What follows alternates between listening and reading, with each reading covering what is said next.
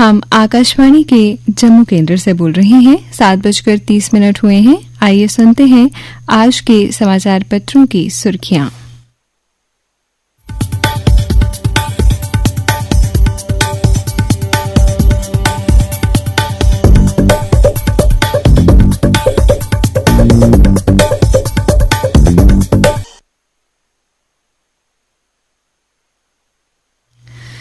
नमस्कार। आज के मुख्य समाचार इस प्रकार हैं। आज जम्मू कश्मीर व लद्दाख पर नामक पुस्तक थ्रू द एजेस का विमोचन करेंगे केंद्रीय गृह मंत्री अमित शाह और शिक्षा मंत्री धर्मेंद्र प्रधान। ये पुस्तक जम्मू कश्मीर और लद्दाख की संपूर्ण कहानी पेश करती है। बता दें, हिंदी और अंग्रेजी में प्रकाशित ये पुस्तक नेशनल बुक ट्रस्ट इंडिया और भारतीय इतिहास अनुसंधान परिषद के संयुक्त प्रयासों का परिणाम है। नववर्ष के पहले दिन बुधवार को माता वैष्णो देवी के दरबार समेत प्रदेश के विभिन्न मंदिरों में शीश नवाने बड़ी संख्या में श्रद्धालु पहुंचे। लोगों ने मंगल कामनाएं की। रात 10 बजे तक 34,400 श्रद्धालुओं ने भवन में लगाई हाजिरी। पर्यटन स्थल भी सैलानियों से गुलजार रहे। नववर्ष के पहले ही दिन घुसपैठ की साजिश, जिन्हें फायरिंग कर खदेड़ा गया। पाकिस्तान नापाक हरकतों से बाज नहीं आ रहा है। जम्मू कश्मीर में शांति भंग की लगातार साजिश। नए साल के पहले ही दिन पड़ोसी मुल्क ने अंतर्राष्ट्रीय सीमा पर आरएसपुरा सेक्टर में घुसपैठ की साजिश रची। मुस्तैद बीएसएफ जवानों ने 2 दर्जन से अधिक फायर कर आतंकियों को खदेड़ दिया। घुसपैठियों की संख्या 5 से 6 बताई जा रही है। केंद्र सरकार ने देश के करोड़ों किसानों को नए साल के पहले दिन बड़ा तोहफा दिया। सरकार ने प्रधानमंत्री फसल बीमा योजना व पूर्ण गठित मौसम आधारित फसल बीमा योजना को 1 साल और 2025-26 के लिए बढ़ा दिया है। फसल बीमा योजना का आवंटन बढ़ाकर 69,515.7 करोड़ रुपए कर दिया गया है। साथ ही डाई अमोनियम फॉस्फेट यानी डीएपी खाद पर 3,850 करोड़ की अतिरिक्त सब्सिडी दी गई है। इससे 50 किलोग्राम का डीएपी बैग 1,350 रुपए में ही मिलता रहेगा।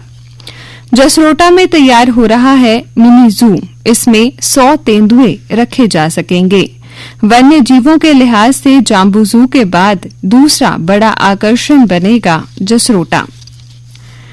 अविवाहित विधवा या तलाकशुदा पुत्री और आश्रित माता पिता भी पारिवारिक पेंशन के हकदार हैं। परिवार के अन्य सदस्य पेंशन के योग्य नहीं रहते तो सबकी रजामंदी से इसे योग्य सदस्य को दिया जा सकता है। केंद्रीय प्रशासनिक न्यायाधिकरण ने एक याचिका का फैसला सुनाते हुए पारिवारिक पेंशन से संबंधित इस नियम को स्पष्ट किया है। वर्ष 2024 के दौरान अनुकरणीय सेवा के लिए 416 पुलिस कर्मियों की डीजीपी प्रशंसा पदक व प्रमाण पत्र सम्मानित किया गया है। पुलिस महानिदेशक ने इसकी घोषणा की है। इसमें 3 एसएसपी, 3 एसपी और 27 डीएसपी रैंक के अधिकारी शामिल हैं। Jammu Kashmir zone, armed, CID, crime, ACB, SSF सहित अन्य पुलिस विंग में तैनात हैं।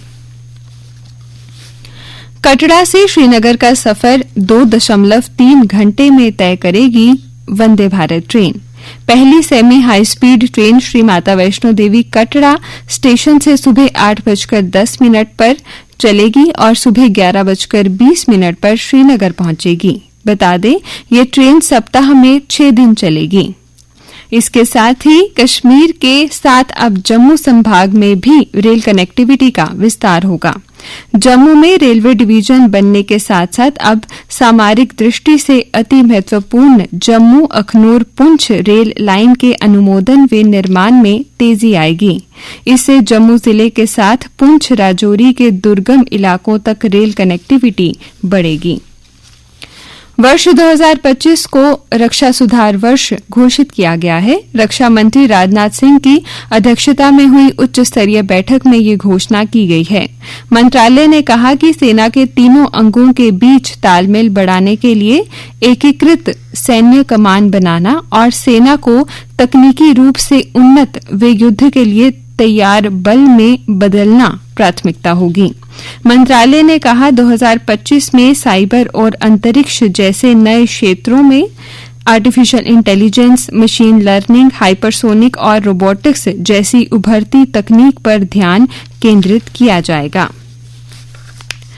भारत को महत्वपूर्ण पड़ोसी बताते हुए बांग्लादेश के सैन्याध्यक्ष जनरल वेकर उज़-ज़मान ने कहा कि ढाका कई मायनों में नई दिल्ली पर निर्भर है। उन्होंने कहा, भारत यहां के लोगों का इलाज करता है, वहां से आयात होता है। बांग्लादेशी विदेश मंत्री बोले, समानता आधार पर अच्छे संबंध बनाने होंगे। अब कुछ अन्य समाचारों के साथ मेरे सहयोगी योगेश्वर। धन्यवाद। नए साल के पहले दिन वाणिज्यिक एलपीजी सिलेंडर के दाम में कमी की गई है। साथ ही विमान ईंधन के दाम में भी 1.5% की कटौती हुई है। तेल कंपनियों ने दिल्ली में वाणिज्यिक एलपीजी 19 किलो का मूल्य 14.5 रुपये घटाकर 1804 रुपये कर दिया है। लगातार 5 महीने की बढ़ोतरी के बाद ये पहली कटौती है। नए साल में भ्रष्टाचार निरोधक ब्यूरो पूरी तरह से इलेक्ट्रॉनिक चालान प्रणाली अपनाने जा रही है। इस बदलाव का उद्देश्य चालान दाखिल करने की प्रक्रिया को सुव्यवस्थित और पारदर्शी बनाना है। बता दें, 1 जनवरी 2025 से एसीबी के सभी थानों में मैनुअल तरीके से एफआईआर का पंजीकरण बंद कर दिया जाएगा।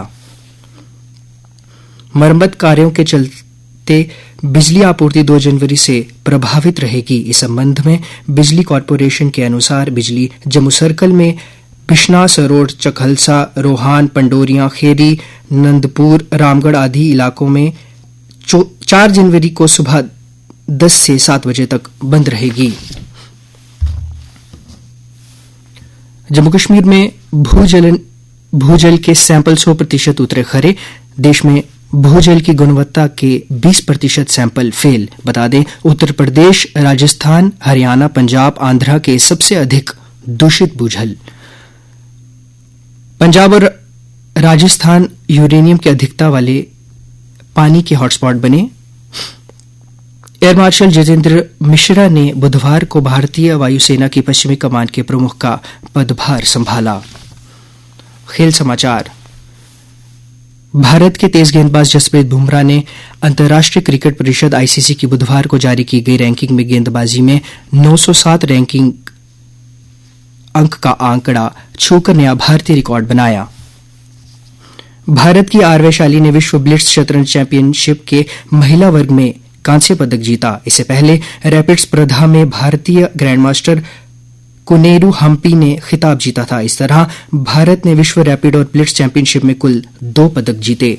इस महीने 13 से शुरू हो रहे खो खो विश्व कप में पाकिस्तान टीम के भाग लेने पर अब भी संशय बरकरार है। खो खो के अंतर्राष्ट्रीय स्तर पर इतने बड़े टूर्नामेंट की मेजबानी भारत पहली बार कर रहा है। तमाम तैयारियों के बाद खो खो फेडरेशन के अध्यक्ष सुधांशु मित्तल ने बताया कि विश्व कप में पाकिस्तान टीम को भी आमंत्रित किया गया है, लेकिन राजनीतिक कारणों से अब तक भारत नहीं आ सकी है। शतरंज रैंकिंग में विश्व चैंपियनशिप का खिताब जीतने वाले 18 वर्षीय गुकेश 2783 रेटिंग के साथ 5वें स्थान पर। आइए आपको मौसम का भी हाल सुना दें। मौसम विज्ञान केंद्र के अनुसार कुछ हिस्सों में बारिश और बर्फबारी हो सकती है। बता दें, मौसम विज्ञान केंद्र श्रीनगर के अनुसार 4 से 6 जनवरी के बीच भारी बर्फबारी की चेतावनी जारी की है। कल का अधिकतम तापमान 13 डिग्री तथा न्यूनतम तापमान 8.4 डिग्री सेल्सियस रिकॉर्ड किया गया। आज सूर्यास्त 5:35 पर तथा कल सूर्योदय 7:35